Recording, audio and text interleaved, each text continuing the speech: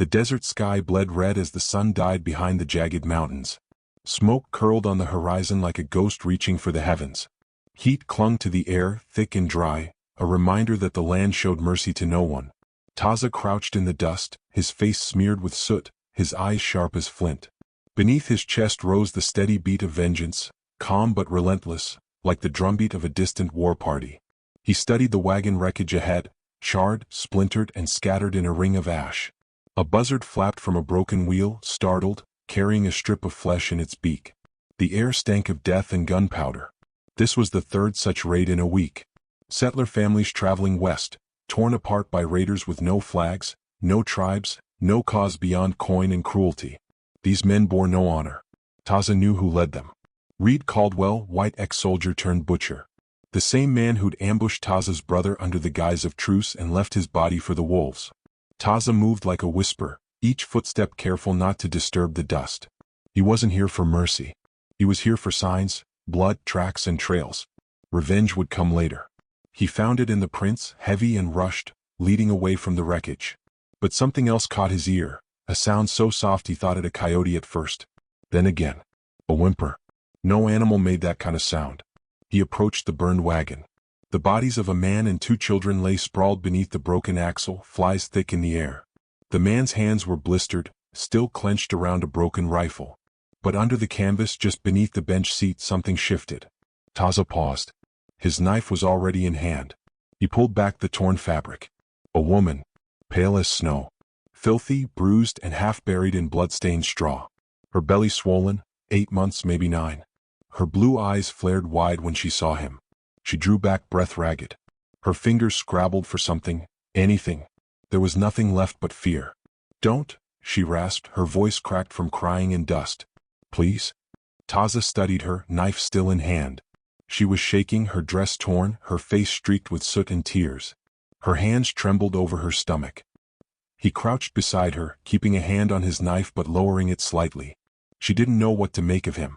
His long black hair, the red paint on his face, the leather shirt stitched with bone and beads. He might have stepped from her nightmares. But his eyes told another story. He reached into his pouch and pulled out a small skin of water. She stared, unblinking. He extended it. She took it with shaking hands, drank greedily, then coughed, clutching her belly.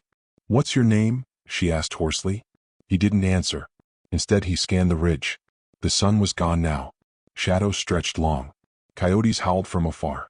This place would be death if they stayed. He stood and offered his hand. She hesitated. Then, seeing no other choice, she grasped it.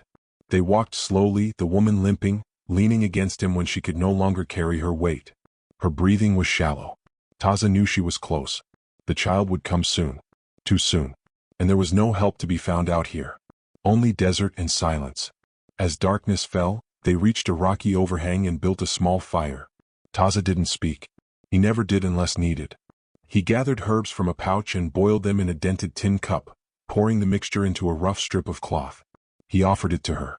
She sniffed it suspiciously. "What is it?" "Pain," he said simply. "Less." She drank it, coughed again. Her hand never left her belly. "My name's Maeve," she whispered, unsure if he cared. "Maeve Donnelly. We came from Illinois. My husband, Patrick, he thought we'd have a farm. Said the land out west was God's country." Taza said nothing. He listened to the fire crackle. He understood dreams. And how fast they could turn to ash. Maeve glanced at him. "Do you have a name?" He poked the fire. "Taza. Means? Morning sun." Pause. Then she smiled faintly. "You don't talk much. Words aren't medicine." She laughed, though it was more a wheeze. "Well, I talk too much. Always did." A silence settled between them. Wind whistled through the rocks. Taza stared at the flames. He didn't want to care. Not again. But the way she curled her arms around her unborn child stirred something. He remembered his mother's lullabies. The way she held him close when the raids came. That same fierceness lived in this woman's eyes. "You saved me," she said quietly. "You didn't have to." Taza didn't answer. Later, she asked what the red marks on his face meant. He told her. Grief. Or promise. When she asked what kind of promise, he simply turned his head and listened to the wind. The fire burned low. Taza kept watch, his knife across his lap, ears tuned to every rustle. He could feel them, the ghosts of this land. and other things. The memory of his brother's last breath. The look in Caldwell's eyes as he shot him point blank. He didn't sleep. At dawn they walked again. Maeve stumbled often. Her time was drawing close. She tried to keep spirits high, even joked once. "You ever deliver a baby, Taza?" He glanced at her. "Not if I can help it." She laughed, then winced. The pain was setting in. Taza looked up. The town was still a day's ride. They wouldn't make it walking. As if summoned, a faint whinny rose on the breeze. Taza turned sharply. There, at the edge of a scrubby hill, was a horse. His horse, where he'd tied it hours ago before descending to scout the wreck. He helped Maeve up. She hissed through her teeth but held on. The ride was rough. She cried out more than once, gripping his waist, gasping with every jolt. Taza didn't flinch. He knew her strength. He'd seen it in the way she buried her husband with shaking hands and still found the will to stand. They stopped at a stream near sundown. She collapsed beside it. Taza offered her jerky. She chewed slowly, tears streaming down her cheeks without sound. "I thought you were going to kill me," she whispered. Taza raised an eyebrow. "You looked like death." He stared at her. "Death doesn't bring water." She gave a half laugh. "No, I suppose it doesn't." That night, as she slept, Taza carved a small token from bone, his brother's last gift before dying. A sun symbol. Apache mothers used it for strength in childbirth. He left it beside her hand. In the early morning she awoke before him, holding the charm. "This is yours," she said. Taza nodded. "Now yours." Her eyes welled again. "You're not like the stories." "Neither are you." They reached the edge of the frontier town by midday. Dusty streets, wooden storefronts, a church bell chiming noon. Settlers eyed Taza with suspicion as he rode in. Maeve slumped in his arms. A preacher's wife rushed out from a general store shouting, "Oh Lord, she's in labor. Get the doctor." Taza gently lowered Maeve into the woman's arms. She clutched him, whispering, "Stay. Please." But he was already stepping back. "I want my son to meet you," she said, tears in her voice. "Please." Taza met her eyes, then turned, walked away. He left as quietly as he came, disappearing into the dust. That night, as he made camp beneath a blood-orange moon, he found something tucked inside his satchel. A folded letter. Soft, worn parchment. Written in a shaky but deliberate hand. He held it in trembling fingers. "Read the words slowly. Asterisk, you saved my life and my child's. I don't have the right words, only my heart. If he lives, he will carry your name. I will tell him what you did. I will tell him the truth of you. Asterisk. Asterisk, please, don't disappear. Asterisk. Asterisk, Maeve Donnelly. Asterisk." Taza stared at the letter long after the fire died. For the first time in years he didn't feel alone. And far off, toward the town, a newborn cried under the morning sun. Dust rose in swirls as Taza's boots crunched over dry earth. The letter weighed heavily in his pocket, creased and worn, though days had barely passed since he first unfolded it by firelight. He hadn't planned to return. Had told himself that saving Maeve was enough, that staying in the shadows was where he belonged. But each line of her letter gnawed at him like wind through bone. She had given her child his name. That meant something. That changed something. He didn't ride directly into town. He circled for hours, watching from the hills. He saw the small movements of life, a blacksmith hammering iron, children chasing a stray dog down the dusty main street, a preacher lifting his hand to the sky with practiced authority. But he didn't see her. No woman with red hair. No newborn. No sign of the promise she'd made. He nearly turned back. Nearly let the wind erase it all. Then he saw the notice, posted to the side of the trading post. Sloppily nailed, flapping with every gust. A sketch of a woman's face. Not a perfect likeness, but close enough. Eyes wide hollow. Beneath, the words, asterisk missing. Infant son. Believed abducted. Reward offered, asterisk. His chest tightened. The kind of fear that went deeper than pain. He strode into the general store, ignoring the stares, the wary fingers near holsters. Inside, an older woman gasped, clutched her apron. "You again. The Apache. You brought her in." He stepped forward. "What happened?" Her voice shook.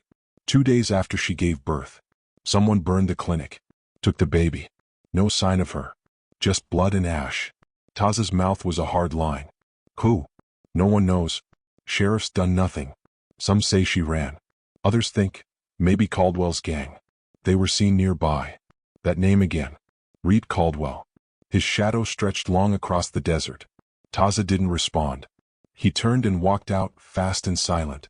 Behind him, someone called, "You can't fight them alone." But he already had.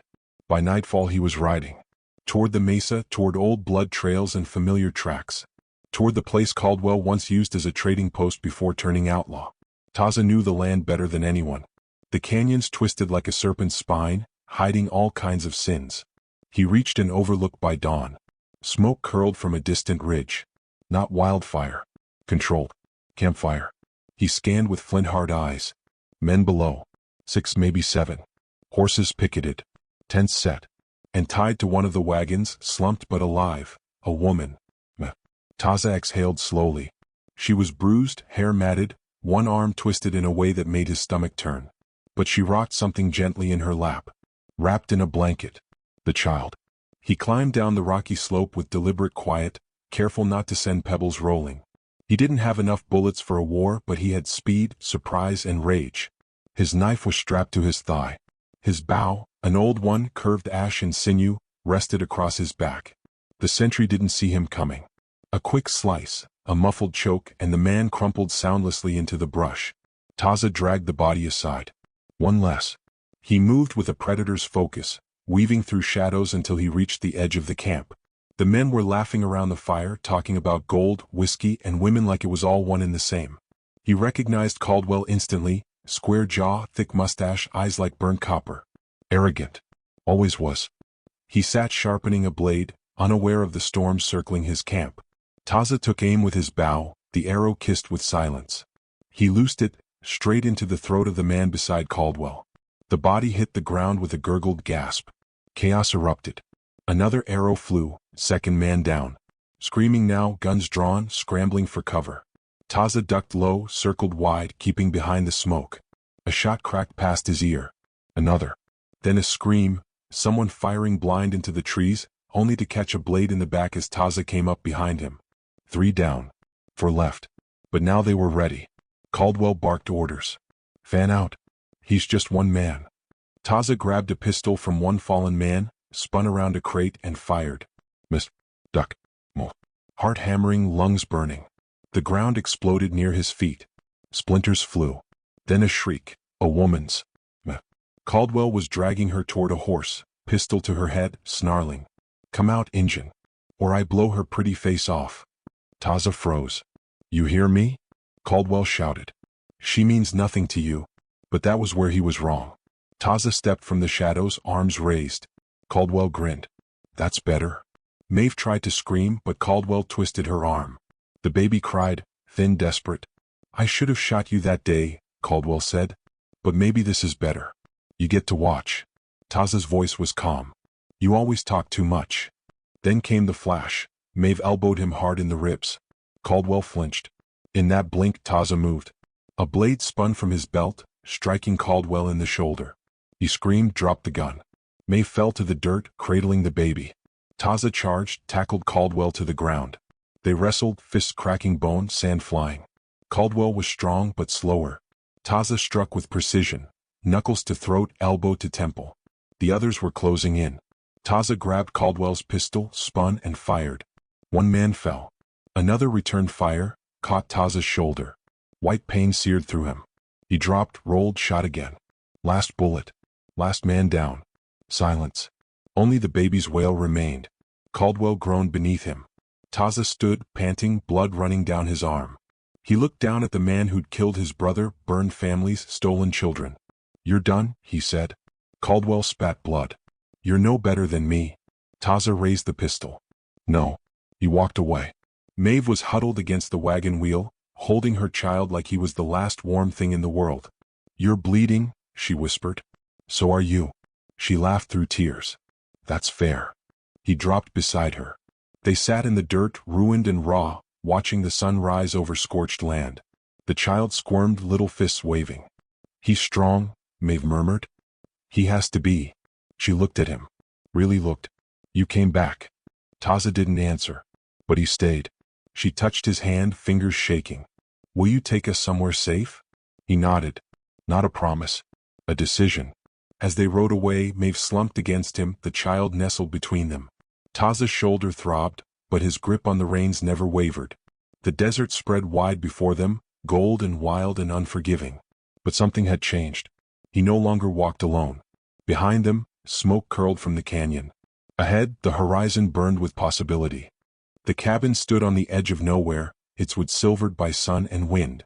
Built decades ago by some nameless drifter, it sat nestled between cottonwoods and the murmuring stream, hidden from roads and riders alike. The walls leaned slightly but the roof held. Smoke curled from the chimney in slow, peaceful spirals. Inside, the fire cracked low, and warmth spread through the single room like breath. Maeve laid the baby gently into a cradle Taza had carved from fallen pine. The child, now named Samuel, stirred only slightly before settling again. She watched him, fingers resting on the edge of the wood, her eyes swollen but calm. Each day since their escape had been a patch sewn into something whole, a life not of comfort but of fragile safety. And that counted for something.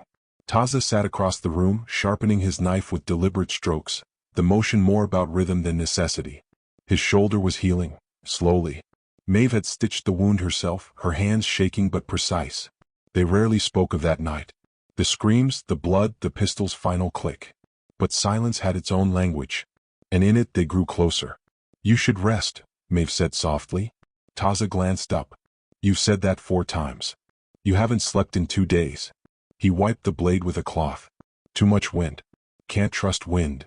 She smiled faintly but it faded just as fast. "Do you think they're still out there? Caldwell's men?" "Some. Scattered. Afraid." He set the knife down.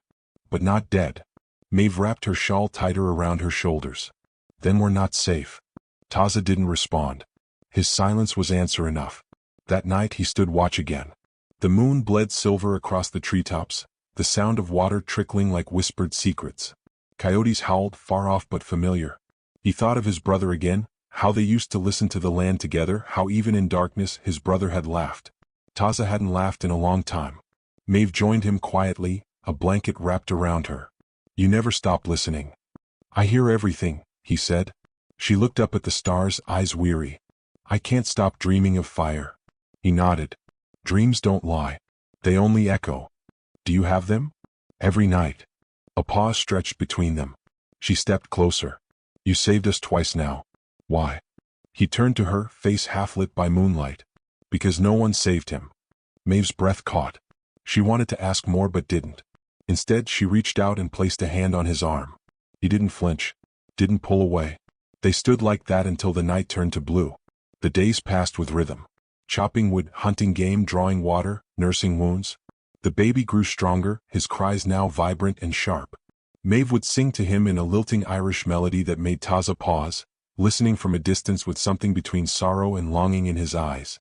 He knew no lullabies. Only war songs. One afternoon, as the sun slanted low through the trees, Taza returned from trapping with a brace of rabbits slung over his shoulder. He stopped at the edge of the clearing. Something was wrong. The air felt off. Still but not quiet. Too quiet. He dropped low, scanned the trees. No birds. No rustle. He ran. Burst through the door.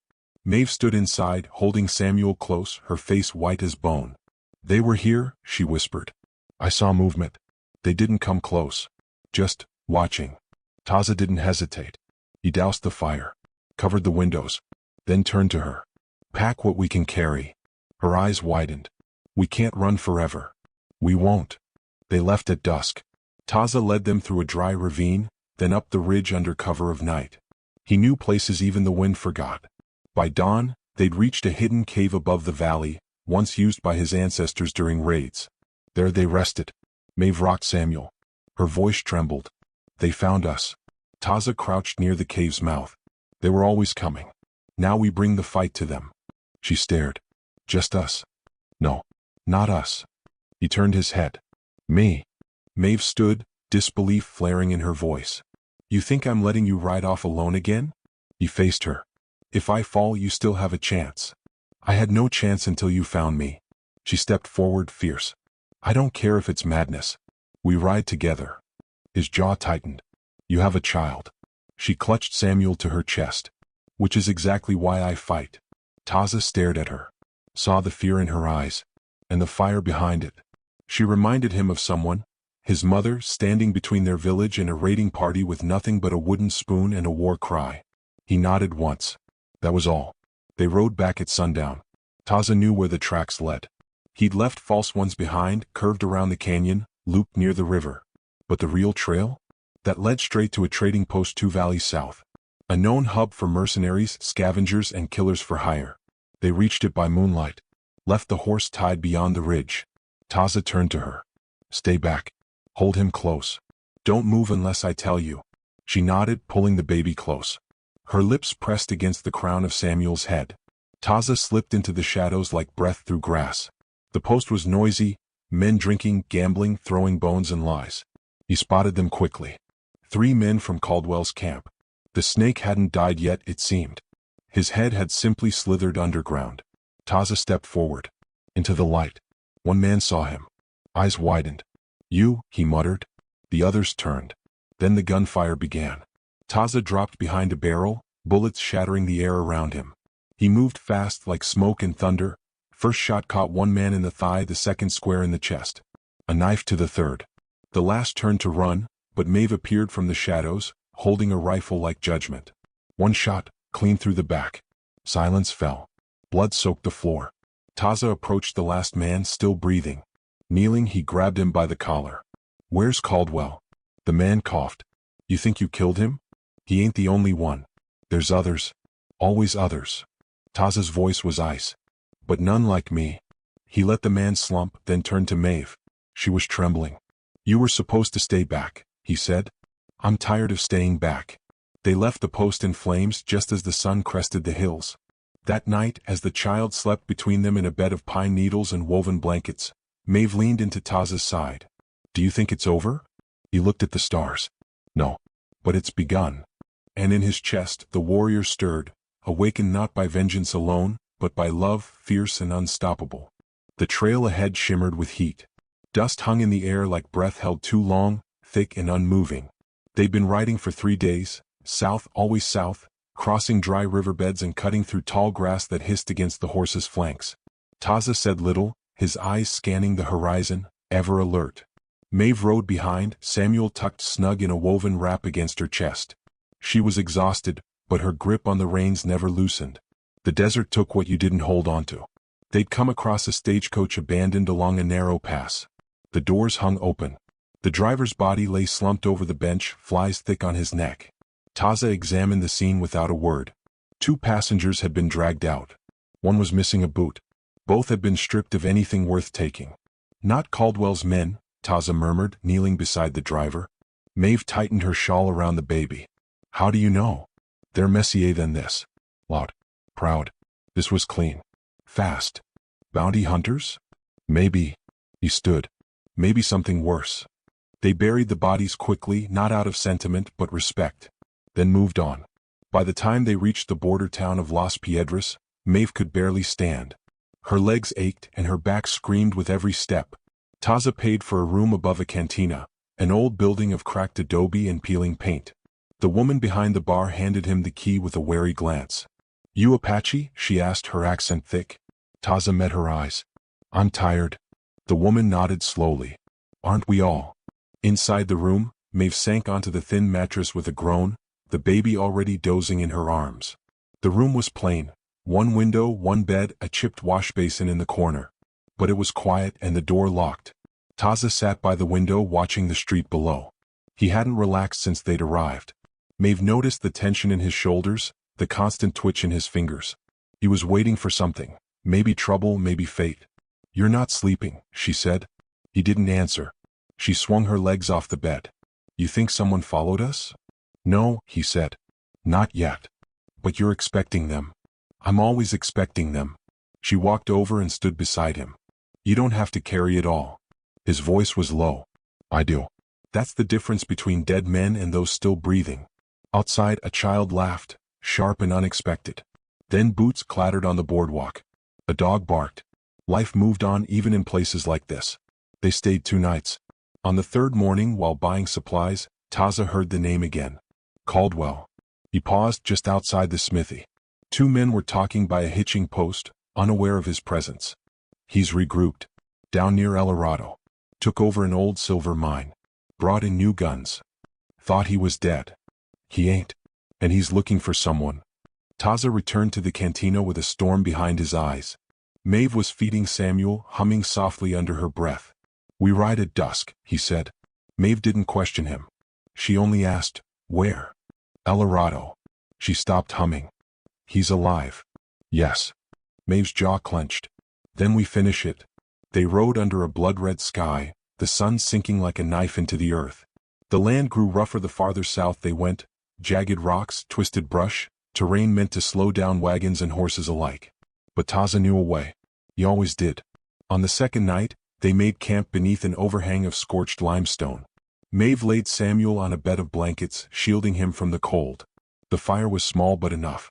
Taza sat across from her, sharpening an arrowhead, his hands never still. "Do you ever wonder what comes after?" she asked. He looked up. "After what?" "All of this. The running. The fighting." He thought for a moment.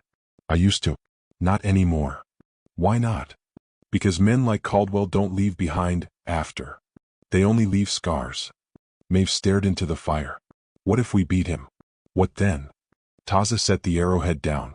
"Then you and Samuel go somewhere green. Somewhere with water and trees and laughter." "And you?" "I go back to the dust." She stood suddenly, anger flashing in her eyes. "You keep doing that, pushing the end like it's already written. But it isn't." His voice was firm. "You don't understand." "No," she snapped. "I understand more than you think. I lost everything too. I crawled through fire, carrying our child, and I didn't do it to watch you throw yourself into another death." Taza stood now, meeting her glare. "You think I want this?" he said. "You think I don't wake up wishing I could be someone else? Anyone else? I was born into blood. Raised by it. It's the only thing that's ever kept me breathing." Maeve's voice trembled, but she didn't look away. "You're more than that." They stood inches apart, the fire casting wild shadows on their faces. Then Samuel stirred, a soft sound, innocent and real. The moment cracked. Taza stepped back. "We leave at dawn." At sunrise they found the mine. It crouched beneath a hill of white stone, long abandoned by the earth but now repurposed by Caldwell's men. Makeshift towers stood watch. Smoke drifted from tin chimneys. Horses were tied outside a long shed. Armed men patrolled the perimeter, their rifles catching the morning light. Taza studied the defenses through a spyglass. At least 15. Maybe more. Maeve held Samuel close, her face pale but steady. "We can't charge in." "No," he said. "We'll split them." He spent the afternoon preparing, setting traps along the ridge, cutting brush to block escape routes. Maeve helped silently, passing rope, tying knots, watching every move. The baby stayed wrapped close, sleeping through it all. By nightfall the plan was set. Taza moved first, striking from the darkness like a viper. A sentry dropped without a sound. Then another. Explosions flared along the eastern trail, his traps springing into chaos. Men shouted, scattered, ran toward the wrong direction. Maeve waited until the signal, a single flare of red light from the ridge. Then she moved. Through the shadows, rifle clutched tight, she crept toward the main building. Inside she knew he'd be waiting, Caldwell, surrounded by whatever venom he hadn't already spilled. She thought of her child. Of the burning clinic. Of the blood she'd tasted in her mouth as she crawled to safety. And she kept moving. Taza burst through the rear entrance like a hurricane. Gunfire lit the air. 2 men dropped. Another lunged. Taza's knife found his gut. He rolled, reloaded, ducked, fired again. Maeve reached the door. Kicked it in. And there he was. Caldwell. Older. Meaner. Wearing a coat of wolf fur and pride. "Well," he drawled, "the Irish girl's got teeth after all." Maeve raised her rifle. "Say his name." Caldwell cocked his head. "Who?" "My son." He smirked. "The one I sold?" She fired. The bullet took his shoulder, spinning him back. He roared, lifting his pistol. But Taza was there, a shadow behind him. A blow to the head. Caldwell dropped. Silence fell. Taza stood over him, chest heaving. "We end it now." Maeve walked forward. Kneeling beside the man who'd hunted her across the desert, she looked into his bloodshot eyes. "This is for the women you burned," she whispered. "For the babies you stole." She turned to Taza. He nodded once. Caldwell never got a last word. They left the mine in ruins. Fire rose behind them, thick and black. Taza walked with a limp, his side torn from a close shot. Maeve held Samuel tightly, his tiny hand curled around her finger. They rode north. Not far. But enough. And for the first time the road ahead looked open. Rain came like a blessing and a warning. It began as a whisper on the wind, soft as the breath of a ghost, then turned sudden and wild, drenching the dry land in cold sheets. Taza lifted his face to it, eyes closed. For a moment he didn't move. Just stood there, drenched, arms slack at his sides, letting the water cleanse blood from his skin, smoke from his hair, and weight from his shoulders. Beside him, Maeve tightened her grip on Samuel, the baby wrapped in blankets beneath her coat. They stood beneath an outcropping of rock, the fire long drowned, the night thick with scent, wet soil, pine ash. She didn't speak. Neither of them had, not since the mine burned to the ground. There were no words to match that kind of ending. But endings, Taza knew, were only shadows cast by something bigger. And the storm was not done. When dawn broke, it brought more than light. The sky cracked open with thunder as if the land itself were angry. Far in the distance, over the ridge, hoofbeats pounded, a rhythm out of step with the peace they'd tried to claim. Taza turned sharply. Riders. Maeve's breath hitched. How many? Enough. They moved fast.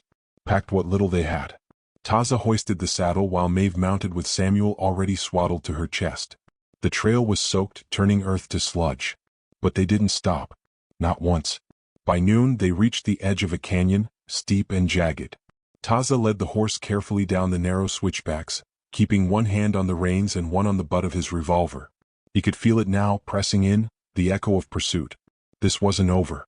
Not yet. At the canyon floor, they paused near a copse of twisted juniper trees. Taza knelt, pressing his palm to the mud. Tracks. Dozens. They're closing in, he said, rising. Maeve looked around, desperate. Where can we go? No more running, he said. Taza. He turned to her, firm. We ended here. The rain had stopped, but the air was heavy, humid with threat. Taza led them to a high outcropping overlooking the pass below, a narrow throat of rock that funneled down to a dry streambed. A natural choke point. One path in. One out.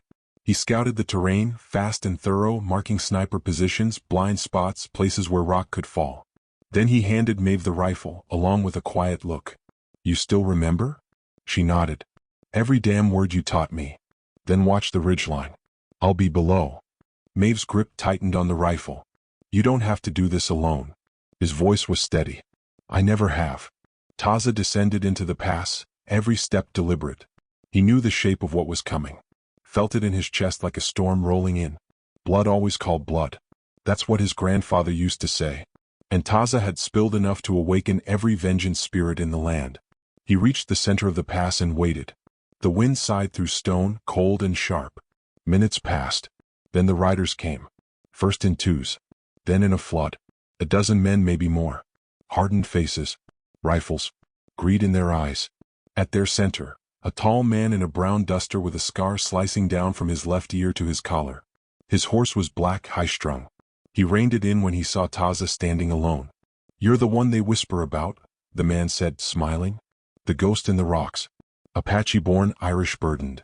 Taza said nothing. The man dismounted slowly. I was with Caldwell. Saw what you did. You've made a lot of enemies. You his brother? The man laughed. Something like that.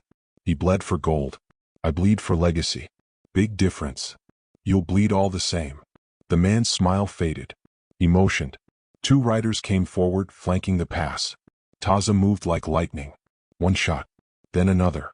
Both riders fell from their saddles, dead before they hit the ground. Chaos exploded. The gang opened fire, but Taza was already gone, slipping into the rocks, becoming wind and shadow. Bullets struck stone. Dust burst into clouds. Then from above, Maeve's shot cracked the air. One man dropped, skull shattered. She didn't stop. Another shot. And another. Her aim was vengeance sharpened by grief. Below, Taza darted from cover to cover, taking down each man with ruthless precision. The fight wasn't fair. It wasn't meant to be. He knew every inch of the canyon, every place the light didn't reach. 3 more fell. Then silence. Only the leader remained, standing alone amid his dead. He turned slowly, revolver hanging at his side. You're just one man. Taza stepped out of the shadows. No. I'm 1,000 years of fire. The final duel came fast. 1 step. 2. Guns raised. The crack of thunder. Dust lifted in the air. Then silence again. The man dropped to his knees, blood blooming from his chest, mouth gaping in disbelief. Taza holstered his weapon. The man choked, struggling. You think this ends it? There'll be more. Always more. Taza crouched beside him. Then let them come. I'll be waiting. The man died with eyes open. From above, Maeve descended, rifle still in hand, heart pounding in her chest like a war drum. Her hands trembled, but her aim had never been more certain. She walked up to Taza slowly, Samuel stirring on her chest. It's done, she said. Taza looked past the bodies, the dust, the echoing silence. No. It's just beginning. They buried the dead in silence. No prayers. No stones. Just dust to dust. By twilight the sky had cleared. The canyon shimmered with golden light, turning the blood-soaked rocks to amber. Taza stood at the ridge, watching the sun dip behind the hills. Maeve joined him, placing a hand gently on his shoulder. You saved us again, she said. He shook his head. You saved me. Maeve smiled, tired but whole. What now? He turned to her and for the first time, a smile touched his lips, faint, weathered but real. Now we live. Together they rode out of the canyon, the child between them, the wind at their backs. No more running. No more shadows. Just the open road and the promise of peace, earned, not given. And somewhere far off, in the hush of dusk, the spirits of old warriors stirred. Not in sorrow, but in pride. For one of their own had walked through fire, and walked out the other side not just a survivor but something greater. A protector. A father. And finally free.